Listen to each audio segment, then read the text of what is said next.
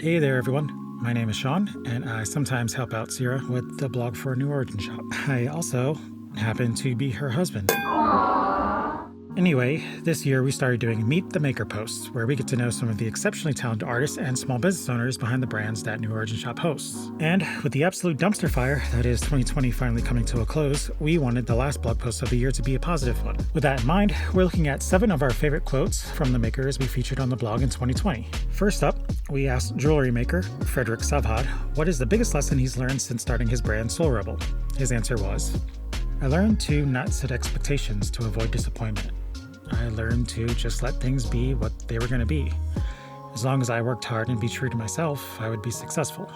I think that's a lesson every maker and artist could take to heart. Sometimes you just have to let yourself play without the pressure of making something great. There's always a possibility someone isn't going to like your stuff, but there's also always the possibility you're going to make someone's favorite thing ever. Now, New Origin Shop hosts a few skincare brands, but one of the first ever brands to partner with the shop was Our Village. The brand has this philosophy that aims to cultivate a space for people to find love within. We asked the owner, Megan Cook, why this philosophy, and she told us, because I think we forget about ourselves way too much. True love for ourselves takes time and a boatload of courage. I want people to fall in love with themselves, their minds, their freckles, their skin tones, their everything. I don't know about you guys, but this is something that I struggle with and am learning to overcome every day. For instance, this video is a small step to learning how to love my tired, Muppet-sounding voice. But look, there's enough negative stuff out there in the world working against you. You don't need any added negativity coming from within, right? All right, next up, we spoke to Jimmy Jackson of Flame Candle Co. He's a fellow Texas maker and longtime friend of the shop. The brand is pretty active on Instagram, offering live videos and tutorials. We asked him about how he's managed to make that platform work so well for him. I find it to be a great platform to share product information, tutorials, and just connect with customers in a much more personal way. Since we're not currently attending markets, it allows for a similar type of interaction, but virtually.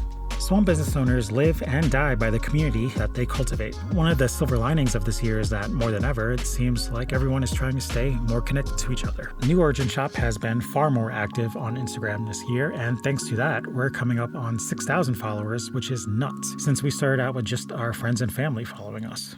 Oh, and hey, just between you and me, follow us if you haven't already. It'll make Sierra really happy.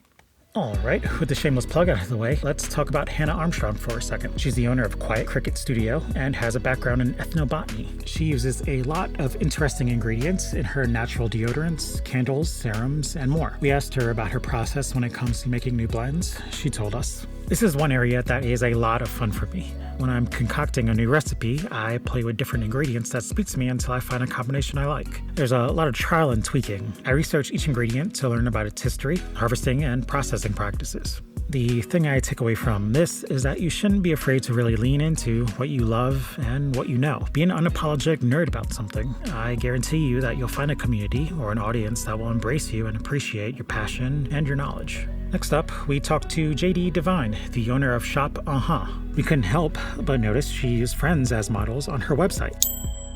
When we asked her about this, she gave us some insight on her thoughts on collaboration and networking. I absolutely love collaborating with other creatives. As I mentioned before, leverage your network. If you admire someone's work, reach out and let them know.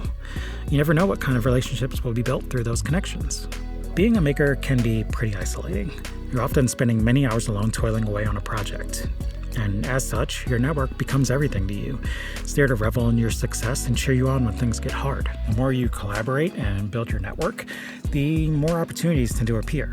I mean, if New Origin Shop hadn't took the chance to reach out to our network, we wouldn't have even had our Meet the Maker series, or a shop for that matter. Okay, this year we also spoke to Sarah Miller, the owner of Awkward Auntie. We wanted to know how her 2020 was going, and she told us an anecdote that sounded very familiar.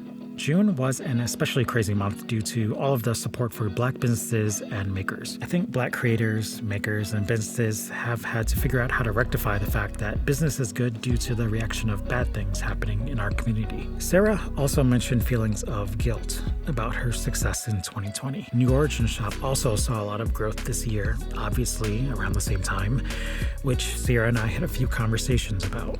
And I imagine a lot of Black-owned businesses wrestled with the same internal conflict and guilt. out this year. Like Sarah, we decided to move forward, appreciating the support and exposure, but also doing our best to earn repeat business and continue success. Last, but certainly not least, we caught up with the owner of Conscious Goods, Casey McDaniel. And that brand name isn't just for show. Conscious Goods is one of the most environmentally friendly brands in New Origin Shop. We asked Casey about the brand's commitment to sustainability. Here's a little of what she had to say. From the sourcing of ingredients, packaging, and shipping materials, every tiny detail has a lot of thought and love in it. That's why we use fair trade ingredients and why every single use product is in 100% compostable packaging. I obsess about every tiny detail to make it easier for our customers to feel good about what they buy. New Origin Shop has always tried to be as eco-friendly as possible because we believe that people ultimately want to do good things for the planet, especially when you make it easy for them. But it's not just about being sustainable. I think that if you're a brand that believes in something positive and commits to it, your audience will appreciate it.